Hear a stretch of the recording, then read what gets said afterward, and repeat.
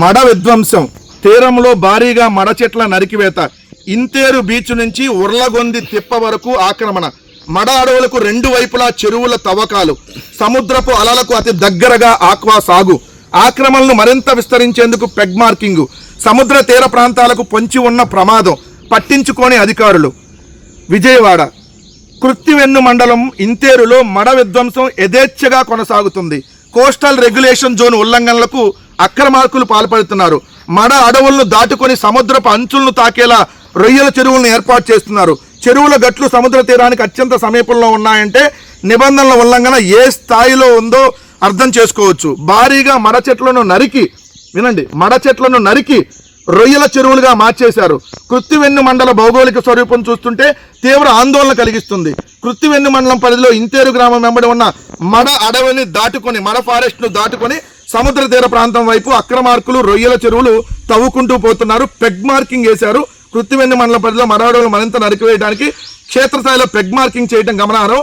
ఎకరము, 2 ఎకరాలు, 3 ఎకరాలు, 4 ఎకరాలు, 5 ఎకరాల ప్రాతిపదిన మడ అడవిని పెగ్ మార్కింగ్ చేశారు. పెగ్ మార్కింగ్ ఏ విధంగా చేశారంటే సరిహద్దులు వెంబడి మడ చెట్లను నరికివేశారు. మడ చెట్లు లేని ప్రాంతం అంతా సరిహద్దుగా ఉంటుంది. ఇలా రానున్న రోజుల్లో మడ చెట్లు నరికివేస్తూ రొయ్యల చెరువులు తవ్వాలన్న ప్లాను. కేంద్ర సంస్థలు దిగి వస్తేనే దీనికి సమస్యకు పరిష్కారం అవుతుంది. రాష్ట్రంలో మొత్తం మడ అడవులను నరికేస్తున్నారని.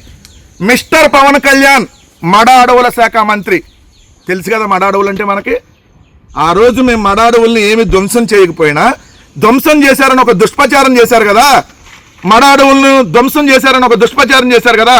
ఈరోజు మీరు ధ్వంసం చేస్తుంది. అయ్యా మిస్టర్ అటవీ పర్యావరణ శాఖ మంత్రిగా ఉన్నటువంటి మిస్టర్ ఉపము మాదాపూర్ పవన్ కళ్యాణ్ గారు, ఏమయ్యా మడ అడవులను ధ్వంసం చేస్తుంటే ఏడబడుకున్నారయ్యా? స్పెషల్ ఫ్లైట్లోనా, మాదాపూర్ ఇంటోనా?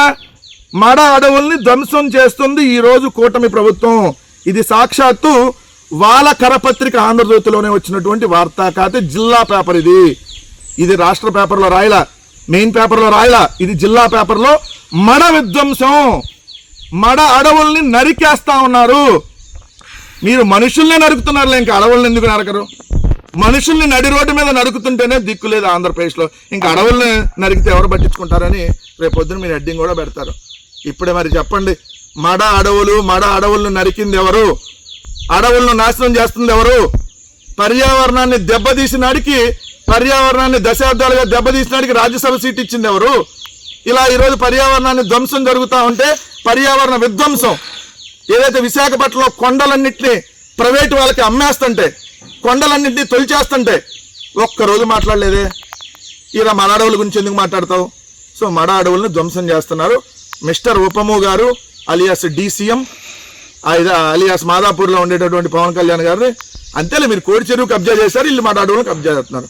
పెద్ద తేడా ఏముంది? మీరు తెలంగాణలో కబ్జా చేస్తుంటే వీళ్ళు ఆంధ్రాలో కబ్జా చేస్తున్నారు. ఇదండి. తెలంగాణలోనేమో పవన్ కళ్యాణ్ కోడి చెరువును కబ్జా చేస్తాడు, ఆంధ్రప్రదేశ్లోనేమో ఏదైతే తెలుగుదేశం పార్టీకి సంబంధించినటువంటి కూటమి నాయకులు మడ అడవుల్ని ధ్వంసం చేసేసి మడ అడవుల్ని కబ్జా చేసేసి రొయ్యల చెరువులు, చేపల చెరువులు వేస్తున్నటువంటి పరిస్థితి.